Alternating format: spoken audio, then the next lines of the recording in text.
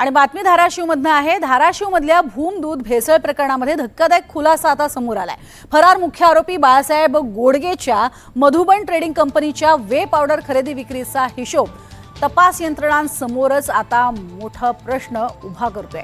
Police तपासातील कागदपत्रांनुसार मागील 2 वर्षात कोट्यवधी रुपयांची वे पावडर खरेदी करण्यात आली। मात्र उपलब्ध नोंदीमध्ये त्यापैकी तब्बल 3 कोटी रुपयांहून अधिक किमतीच्या वे पावडरच्या व्यवहारांचा हिशोबच जुळत नाहीये। विशेष म्हणजे 7 जुलै रोजी अन्न आणि औषध प्रशासनाने कारवाई केली तेव्हा घटनास्थळावरून अवघ्या 61 गोण्या म्हणजे सुमारे 2 लाख रुपयांची वे पावडरच जप्त झाली होती। मग उर्वरित कोट्यवधी रुपयांची वे पावडर नेमकी गेली कुठे?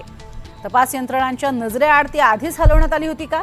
मुख्य दुकान हा केवळ दर्शनी भाग होता आणि इतरत्र मोठा साठा ठेवण्यात आला होता का? अशा अनेक प्रश्नांनी या प्रकरणाचं गूढ हे चांगलंच वाढत चाललंय।